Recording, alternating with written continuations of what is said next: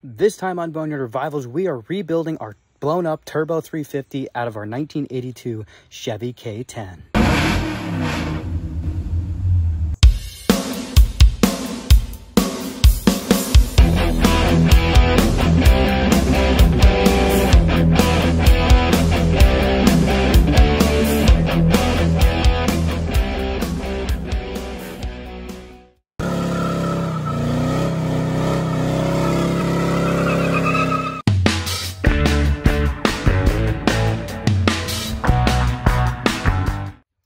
Scrape down on it, did some degreaser on it, and we used Mother Nature to our advantage and left her soaked in some degreaser overnight. And, with the rainwater and everything, it actually softened up a lot of the grease on this. We're just going to go over a quick cleaning externally. We're going to use some degreaser, Scotch-Brite pad, just try to break loose any of the really grimy, thick stuff. And then we're going to go give her a pressure wash and get her cleaned up so we can do a tear down on it and see what we're up against.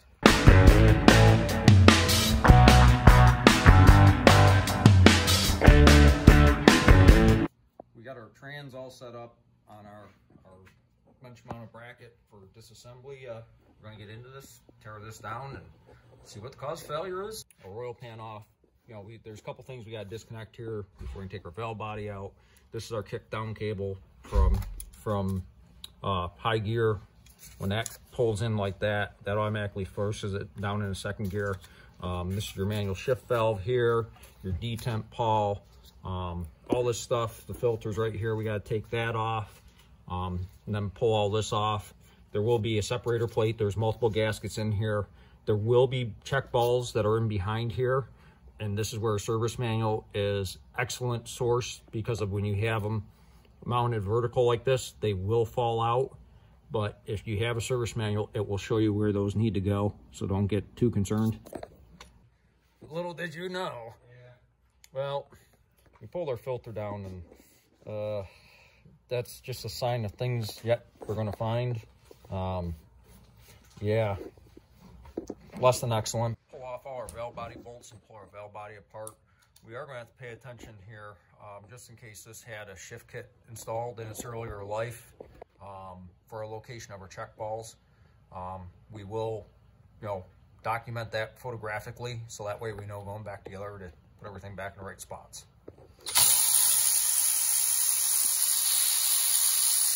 Okay, we got our valve body off, separator plate, all of our gaskets. We're taking note where all of our check balls are in here, because if this transmission was previously modified, it may not be exactly the same as it would have been displayed in a factory manual. We have one check ball here, one in this cavity, one in this one, and one there. That we got 4 total there. We're gonna make sure we make note of that, so that way going back together they go back in the same place, so we don't have trouble. Our intermediate band apply piston. Now you want to take a look at, this is a split cut piston ring in there, but you want to take a look in this board here and make sure it's not grooved up or there's significantly scoring in there, because of if that happens, it'll allow pressure to leak off and will not apply that band tight enough. You might have slippage in second gear. Check balls removed, we use the magnet, pull them out. We're going to be removing our park pawl and our manual shaft here. Pretty much you take that nut off, that comes out. Sometimes it gets scored up, so when that happens, it may make a little bit more difficult removing the manual shaft, but we'll address that. No big deal. Okay, we're pulling out our manual shaft. A couple things I wanted to show you. This clip locks down over that to keep that from moving back and forth, and also there is this nut that's on the back side here to hold your detent quadrant in place. Now the other thing we noticed too, when we went to remove that shaft, it kind of got tough coming through the case. So you're going to want to take a file and just kind of, because that gets burred up there from this wearing against there, you want to just clean up, that little burr with a file, so that way you don't tear this up in here. As soon as you start tearing that up in there, that's when you start getting your leaks from your manual shift shaft, once you got it back together. We're trying to avoid that at all costs. We don't like leaks. Next, we're right here. It's right here in our face. We're going to pull off our bail clip. and our governor cover, remove our governor. You always want to take a look at the gears in here on your output shaft. Make sure that they're not worn in the center. These actually look pretty good on this. That's what they call apple coring of that. Can cause erratic operation of your governor on your transmission. Somebody RTV'd this cover in to seal it so it didn't leak. We're going to hope that comes off pretty good. You don't want a super sharp chisel. You want to be careful that you don't damage up your aluminum case. But we'll get behind it on an angle like this, and hopefully we can get this to come loose. Doing on these, once you get a gap in there, you don't really want to take a screwdriver behind there. That soft metal here, it's going to not take much to mar it up, and you want the best sealing surface possible, so try to avoid doing that. Here, this got little flyer weights come out. The faster your output shaft spins, the more that will come out. There is a valve inside that will control some of your fluid for your forward functions. Extractor governor here should pull straight out. You might have to twist it a little bit so it walks out, just like so. Careful, it's only plastic gear in there, but it should come out without too much trouble. This is what I was talking about before. There's valves in here and all these. As these weights fly out, it will change the position of the valves. If they are sticky, you definitely want to make sure you clean these out good. When these flyer weights fly out, that changes the path of the fluid and forces this thing to upshift into a higher gear so you don't overspeed everything. We took a little extra time, being that we had some RTV on here. Took some extra time to clean that up, vacuum it out. You really don't want any of these loose particles of RTV or sealant getting in any of the fluid passages, because of that will create problems for you. Next, we're getting ready to remove our modulator valve, which is on the other side. Its main purpose is it affects shift control, and also in a low vacuum situation, there is another valve that will move, allow more fluid, so that way you have a heavier clutch apply during full throttle situations or close to full throttle situations. We're going to pull that out. We kind of proved in an earlier video that was functioning properly by disconnecting the vacuum line to it when we're doing our pressure checks. So I don't expect a problem there. We're just going to pull that out. And we're just going to get it stripped down so we can get this thing flopped back down and really get into some of the heavy internals on this to really see what went wrong with that. And we'll show you, what we're finding as we go along. Pull our modulator out, and I don't know if you can see it in the camera or not, but there is like a little hollow set screw down in there that you can adjust. And when you adjust that, just by adjusting that, you can change your shift firmness on this transmission. So that's kind of cool that we already have. This is an upgraded from stock part. Somebody'd already been in this transmission, but that's good to know, so that way you can fine-tune the shift quality to your likings by adjusting that screw inside there. There's a snap ring that we had to remove. On this particular transmission, there was a hole in the back where you can get like a very small pick or awl in there to kind of lift that snap ring out of there. This is the cover that was on there, and this is the snap ring that was in there. You get behind that and get a screwdriver underneath that, you can peel that out, pull this cover off. This is what would be called our rear apply piston for the rear band. We're going to pay special attention to this seal on this piston when we pull it out. That is applied, and that piston actually locks that band around a drum when it's in reverse. Being we had a problem with reverse, we want to pay special attention to the seal on this, the bore in there, make sure there's no damage. I think the damage we're going to find is elsewhere in this transmission, but we still need to look at all that because that is the problem that we had. Okay, we're looking at they're actually kind of like little piston rings that are sealed. They're hooked over. We need to look at them real good. Make sure they're not broken or anything like that. They should kind of move somewhat freely in there. That one's a little stuck, but it might be some burrs or something in there. Also, we're going to look at this bore. Make sure there's no grooves or spores worn into that. It actually feels pretty good in there. So, like stated earlier, I didn't think our problem was here, but we definitely need to look at it to make sure. Now, when we pulled this out, there was all kinds of debris, which kind of goes right in line with the failure on that circuit that we had in this transmission. We just want to make sure there's no spots where there's possible porosity on this piston, but everything looks pretty good. We'll get it all cleaned up, and yeah, so far everything looks reusable, so we'll go with it. Just ripping the pump apart and stuff like this is very important. This step you want to do, because once you get it apart, you need to know your end play on your input shaft. Good thing to do right now is set up a dial indicator, and what we do, we check the end play. If you really get into it, you can get about 35 thousandths out of it. We'll double check on the specs on that, but you know, you want to know this, and you want to double check this when you put it back together to make sure you have adequate end play. If not, it will not live long. I'll show you an alternative way of checking your end play. There's a couple different ways to do it. We showed you the first with using, you know, like a small awl or punch or something to check that there. The other way is too, you can grab a hold of your output shaft, and when we push up on that, it will do basically the same thing. We are picking up a little bit more, about 48 or so, but you know, 30 to 60 seems to be the spec, so we're well where we need to be.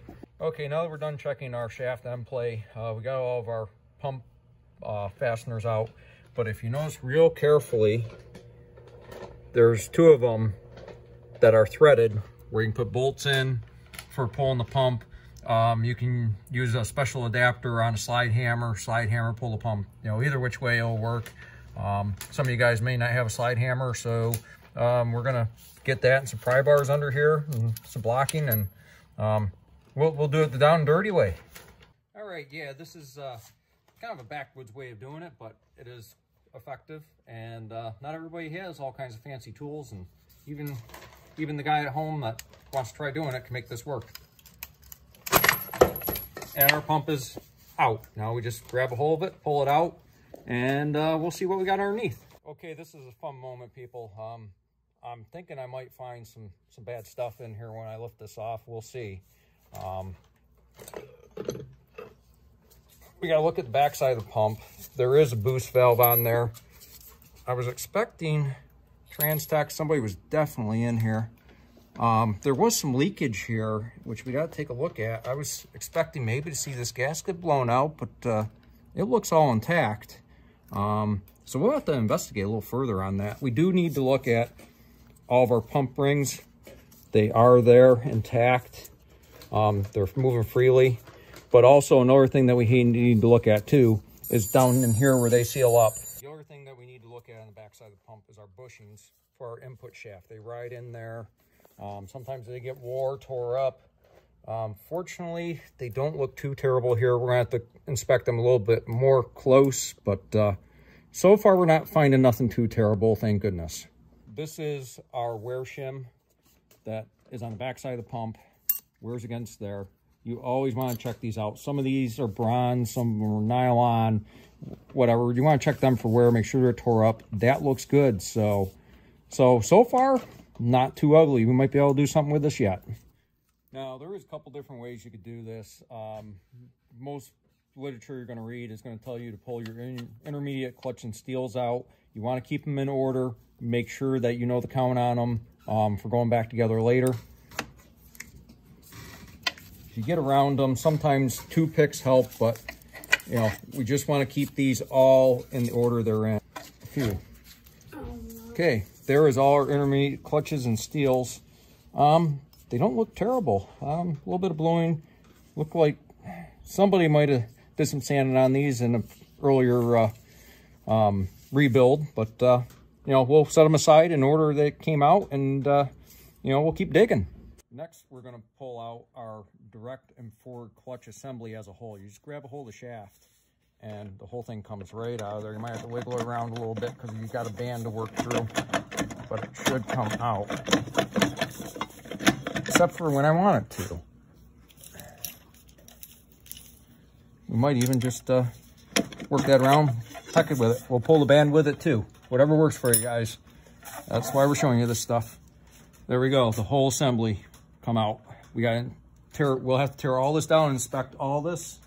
So far, none of it really looks too bad. Okay, we're looking at our forward apply band. There is evidence of heat where there's possibly slippage. Maybe we didn't have enough pressure on our apply piston, allow that to slip a little bit. But that's all that stuff we have to take a close look at and determine what's reusable, what's not, and we'll replace what we have to. This is where our band rides, and as you can see, there is evidence of slippage there at one point in time. That possibly could have happened before and not so much now. They could have reused this band. I'm not sure, but we'll look into that and see what we got to do there. On the back side here, you also have another bronze thrust washer. You want to take a look at. Yeah, this one had some stuff run through it at one time, which really don't surprise us. Okay, next we're going to pull off our input ring gear. There is a bushing you got to take a look at in there too. Actually, that looks really good. You don't want to see any metal chunks. There's a Torrington bearing on the back side. You want to make sure that, you know, that rolls smooth, everything's good there. And down in there, you have your planetary gears and your sun gear would be in the middle. That's how things start going backwards and stuff like that when you need them go backwards, and that's how you do gear multiplication for different gears. A lot happens in them planetary, so you need to take a close look at them and inspect them very closely. Usually you don't have problems with them, but don't overlook them. Okay, next thing we got to do, there is a little tiny snap ring down in our planetaries that we got to pull off to get the rest of it out. Pull that up and out. That could be a son of a gun to get out of there. It might test your patience pretty good. Reach down in here, pull our planetary gear set out. Sometimes you grab a hold of the planetary, bump on your output shaft. That'll help that come off for you. Like I said, we need to take a look at that. Want to make sure all your shims on all your planetary gears are intact, not tore up. Everything's looking good so far. I mean, keep on digging. Maybe we're going to find stuff when we start pulling clutch pack and apply pistons apart. Wouldn't be surprised if we find some seals that have been compromised. But assembly, not really a whole lot going on there. Your rear apply band kind of does some work there. There is a bushing on the back side of it. This one is a nylon bushing. It's all intact. We want to look at that. That looks like it's still got some life left in it, so that's all right. Now, one thing that you can upgrade on these is this particular sun shell assembly. It's just, this one is a factory type stamped piece of steel, got the snap ring to hold the sun gear in there. They do make all kinds of high performance ones if you want to upgrade your unit for drag racing or severe off-road use. This one's functional for what we're going to use it. Okay, now that we have all that out of the way, there is a large snap ring that's retained by the case lugs. Once we get all this apart, it is important to look at these case lugs because a lot of times transmissions that have received damage or poor assembly procedure, they can get damaged. You need to look at that. If not, it's not going to work right. But we're going to pull that big snap ring out now.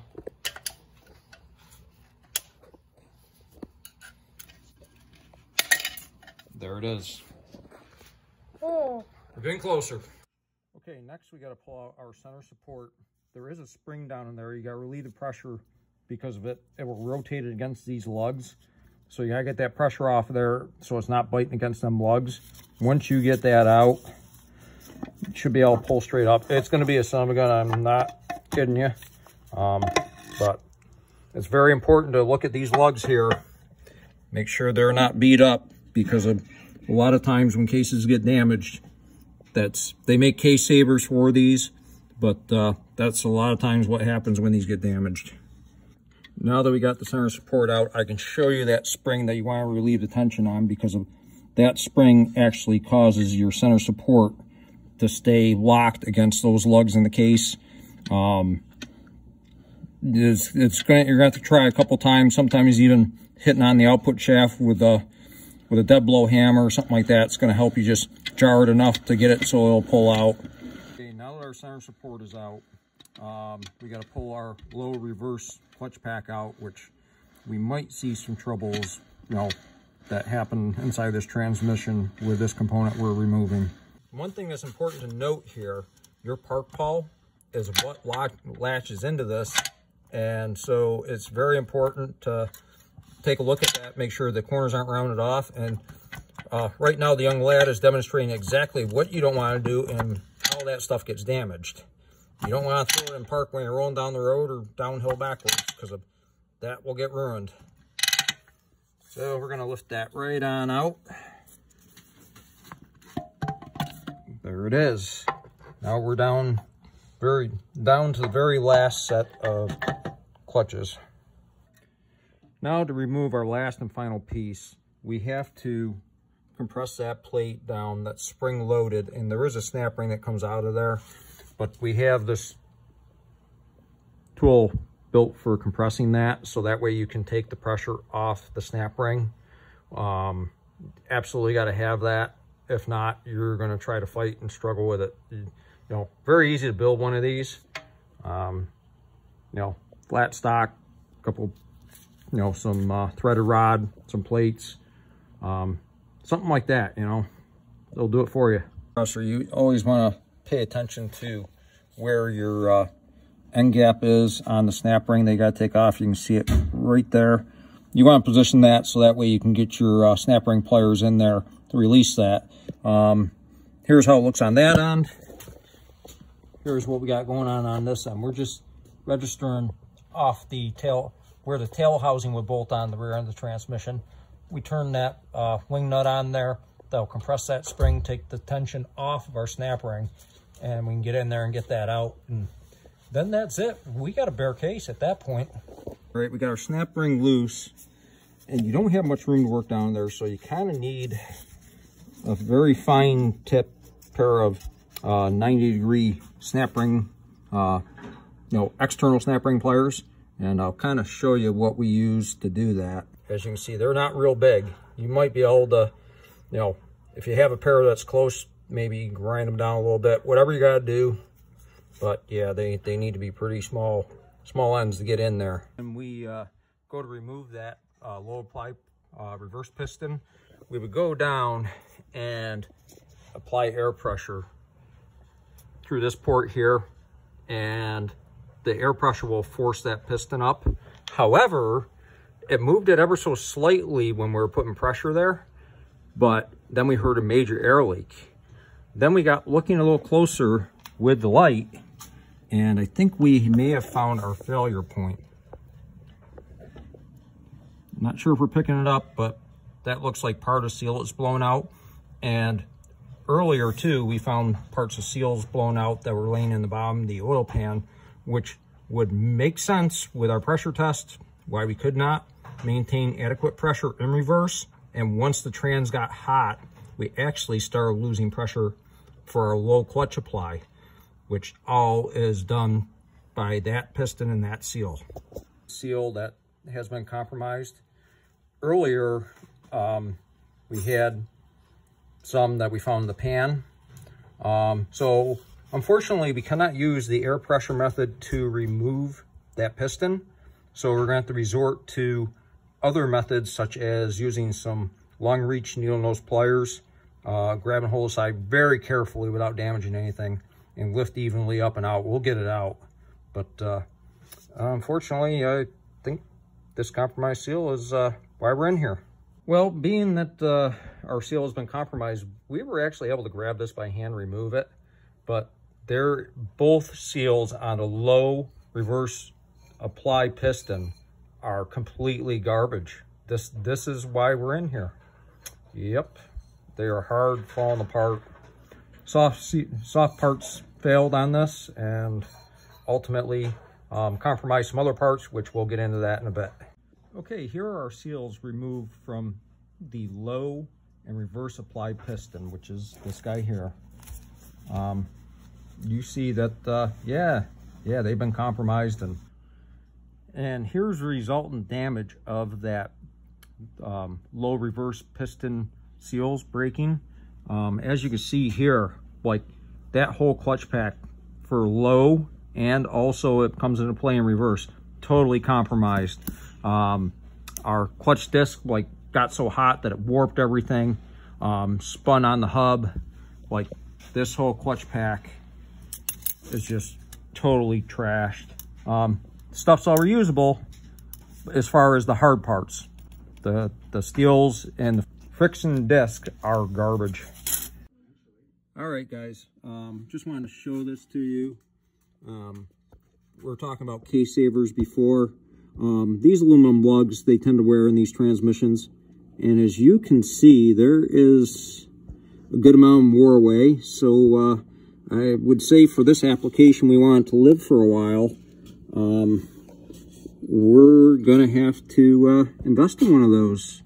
Yeah, we're looking at our low reverse hub, where basically the teeth on our steels and also our friction disc apply.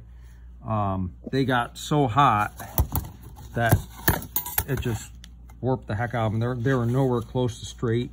It's like they might as well be cone shaped. And when that happened, they started slipping on that hub, and it just destroyed that whole hub, clutch pack, everything, just from those seals going bad. Right here, we're looking at our direct drive clutch pack, which would be mounted on the very frontmost part of where our input shaft and then our intermediate clutch pack would be. Just wanted to show you real quick for removing the clutch plates, the steels, and the friction plates.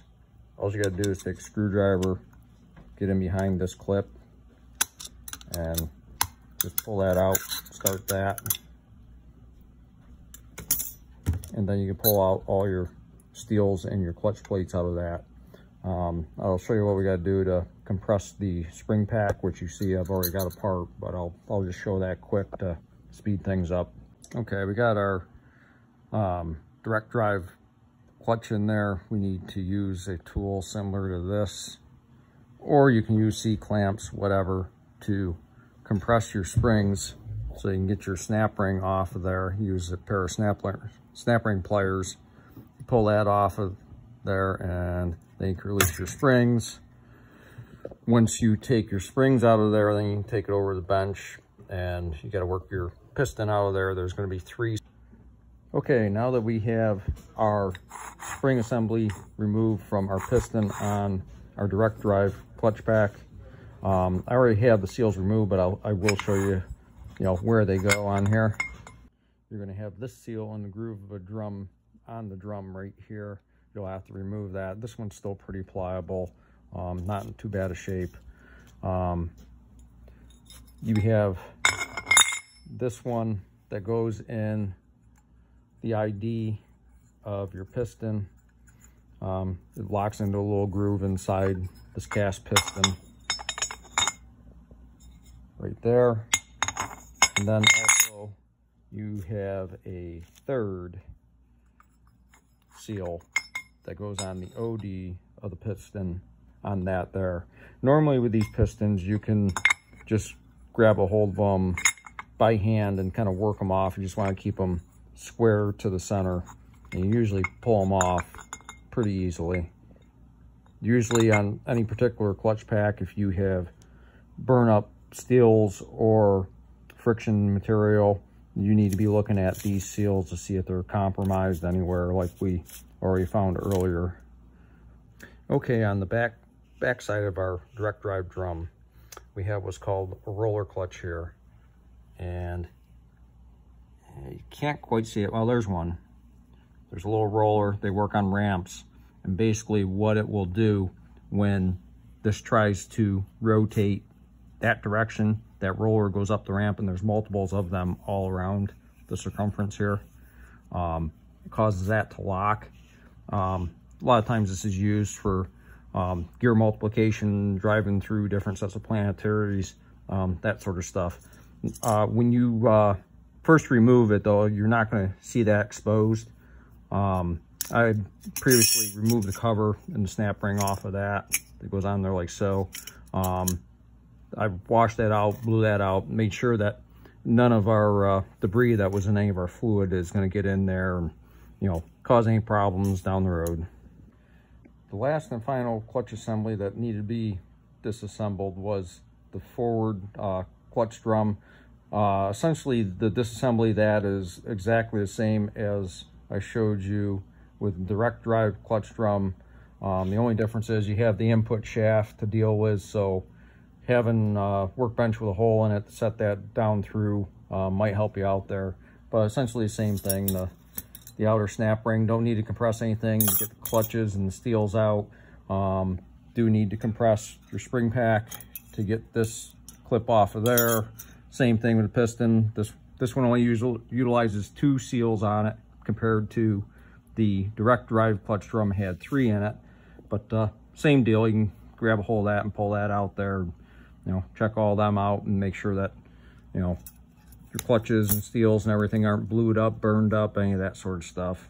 Okay, here we have just split our transmission oil pump. On the back side, we have our spring plate and piston apply for our intermediate clutches.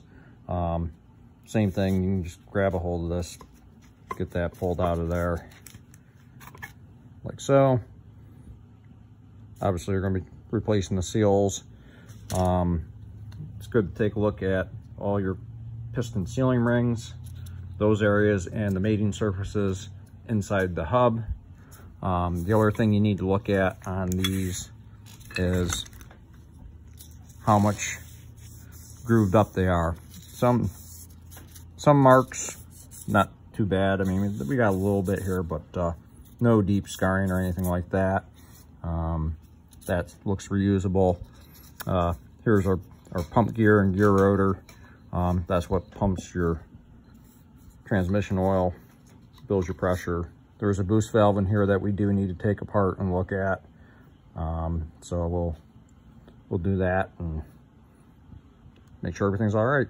If you notice on this gear here, these 2 metal tangs, that's what locks into the notches on your torque converter. It is very important to make sure, because they are offset, as you can see here, very important to make sure that goes back together the right way, because of if you put it in incorrectly, you will never get the bell housing to mate up to the back of the engine block when it's time to mate the transmission up to the back side of the engine.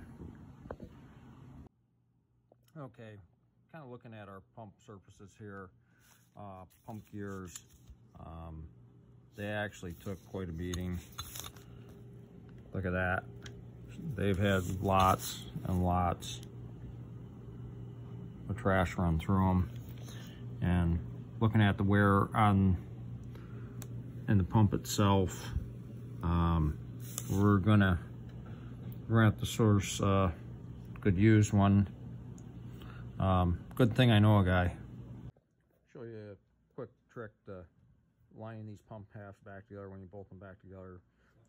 Either you can get multiple hose clamps together and just tighten them up. That will align your pump halves together for you before you tighten down your retaining bolts for your intermediate clutch spring, for the clutch apply piston for intermediate clutches. Being our rebuild kit has replacement bushings in there, and upon examination of the existing bushings, they got a little tore up. So yeah, we're just gonna go ahead and replace all of them. All right, guys, it's kind of dark, kind of quiet in here. I had to go to a undisclosed location to rob another pump. Top secret stuff, you know, kind of covert, like, but I'm kind of looking this pump over, and by golly, that's in fine shape compared to what we had. You know, you gotta do what you gotta do sometimes, even if it's down and dirty.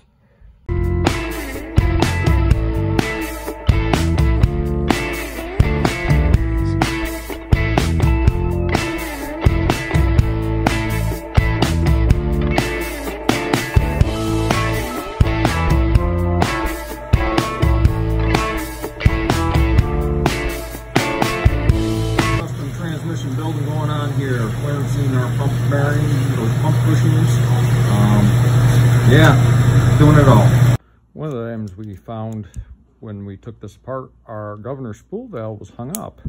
Got that out of there, polished it up, cleaned it up, and now you see it's doing its things. Yep, gotta pay attention to this stuff, or else gonna give yourself a lot of heartburn. Okay, we got our low reverse piston for that pack installed. The one thing you want to do after you install it is always use regulated air pressure to check it. You know, we'll regulate it down to about 40 psi just so you don't chance rolling the seal or something like that. And I'll show you what port in our transmission we got to do that. It's that guy right there. It's not that one, but this one right there. That's where we put our air pressure for our low reverse piston.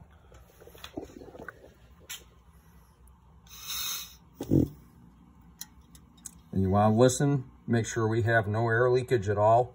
Hold the tip there, and then as soon as you pull the tip away, she snaps back. You don't need much air to move it, so don't go full throttle on it like I did earlier or roll a seal. Good to go.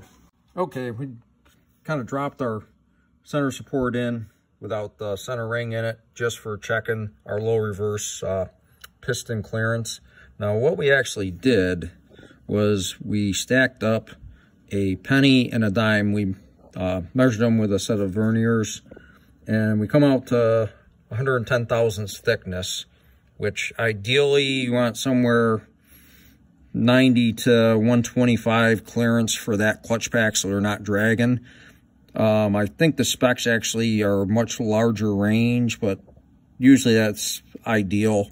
You can have anywhere even up closer to 200 thousandths, but I just want to show you our gap. Like, just you look down in there, we can get our snap ring in. You know, so yeah, we're there. We're definitely at least 100 thousandths clearance, which is good. We're installing our intermediate clutch pack applied piston on the back side of our pump, and it's awful easy to mess this one up because you can't hold it quite right.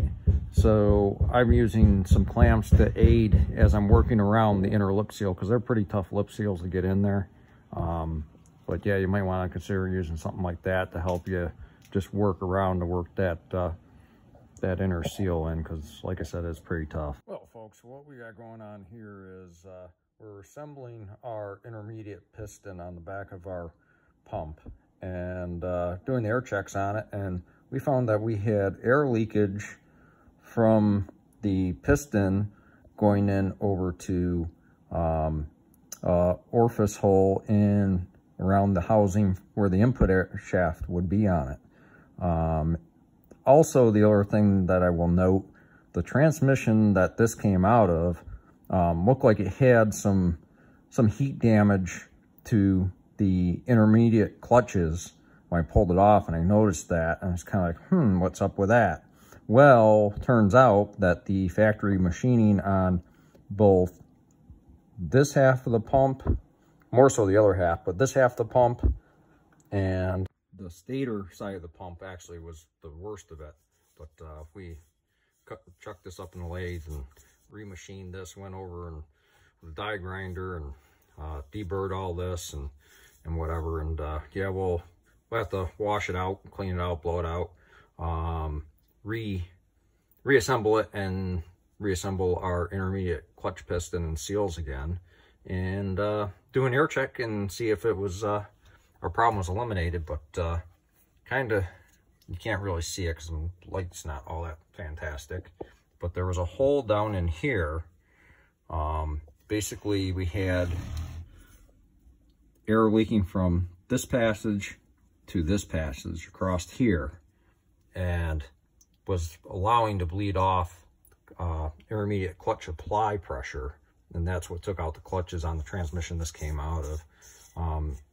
Yeah, sometimes free parts ain't great, but we're making a go of it. Using the granite surface block with sandpaper on. I started out 120, switched up to 220, and as you can see on here, we're starting to shine up pretty decent. We got a little bit more to go to get 100%, but no, we're getting there, and gonna make this about as darn near as perfect as it can be. It's gonna work good. What we got going on here, we found a little bit of unevenness across our pressure plate for our intermediate, which would be second gear clutch pack. I want this thing to hit second gear pretty hard when it's all back together and not slip. So we're using a granite surface block and some sanding paper to pretty much, even out our wear surface on this pressure plate. That way we get maximum surface tension across our friction disc. So that way minimum slippage. Paying attention to details like this can make your turbo 350 or whatever automatic transmission you're working on live a whole lot longer and stand up to a little bit more heavy right throttle pedal acceleration applications. Yeah, we're gonna make it live. Yeah, we're just looking at the progress here on our surface plate sanding on this pressure plate and transmission. We're coming in pretty good. There's a couple spots where you can kind of see it's kind of glazed up just a little bit. We'll go a little bit further, but for the most part, we got this about squared back up. One other important thing to look at too, when you're looking to reuse, or if you get a kit with new steel plates for any of your clutches, you want to take a straight edge across them. Make sure they're not like bell-shaped or uneven, and especially like if you find any burnt marks on any steel plates, you probably really ought to replace them. So buying the kit that actually has the steel plates in it could really help you out. Plus, in some applications, you can, and I'll refer to a manual on this because of not everywhere would you want to eliminate a wave apply washer, but some places inside the transmission for it to shift harder, you can eliminate the wave washer and use one of your old steels in place of it if you want a really stout shifting unit. Very important to pay close attention to any of this stuff. It's going to be the difference between your transmission living a long time, or you go out and get a couple beatings out of it and then it gives up. Clutch packs are also, the clearances are also important, and some, like their direct drive and also forward gear clutches, those are about the same clearances, but your low reverse, that one's much bigger. So definitely, for whatever transmission you're working on, refer to either factory service manual or a specialty manual for the unit you are working on. That will aid you immensely in putting the thing together right the first time. And if you get one together right the first time, it works good. Then you broke that wall down and you're looking to do the next one. It's not rocket scientist, but attention to detail and patience is key when you're working on this sort of stuff. What I do here is take apart our valve body, take all the valves out of it, and make sure we clean all of it out. Probably can't really see too well, but because of the previous failure on the transmission, there is all kinds of metallics and everything all in here. Not real good. So we want to make sure that's clean. Don't hang up the valves after we get this thing back together. One important thing to mention, this at one point in time did get a different separator plate installed, possibly during a shift kit install. It's important to keep these separator gaskets. There's two of them here. And you want to match up your new gaskets. Make sure all the holes are the same as their original ones, and also your separator plate over here.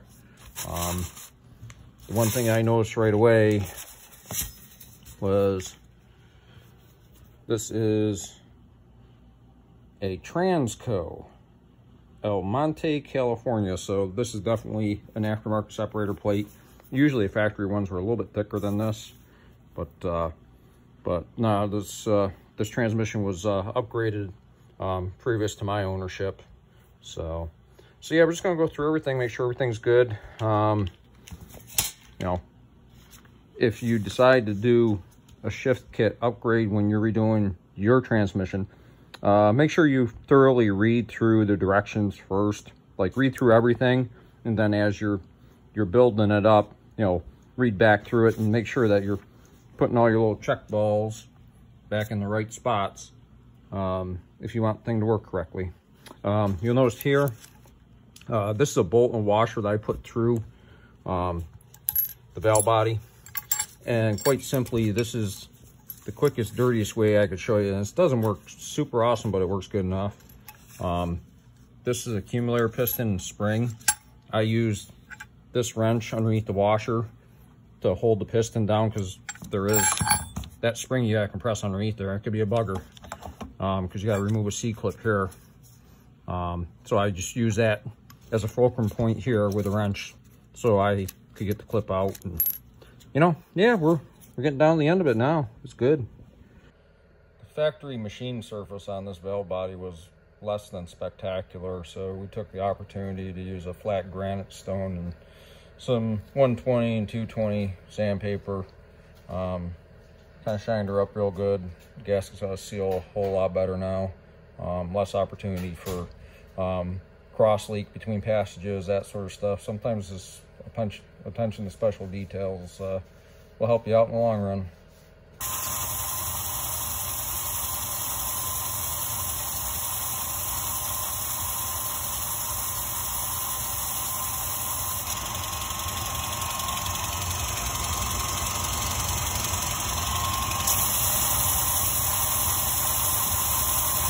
That's going to do it for this video. The next time you see the green truck, we'll be throwing our freshly rebuilt Turbo 350 back in the truck. And I mean, you know, making sure that it actually like functions and stuff. Also wanted to give a thank you to my dad, Joe over at Barn Performance Machine, and my little brother. They pretty much filmed all of this video because, you know, I was, you know, trying to get the crew cab ready in a month to go on Power Tour. So a big thank you to them for giving you the education, and a big thank you to them also for filming everything so this video was possible. But anyways, thank you guys so much for watching, and remember to get out in the garage and start wrenching on your projects, because your dreams will never work unless you do. We'll catch you next time here on Boneyard Revivals.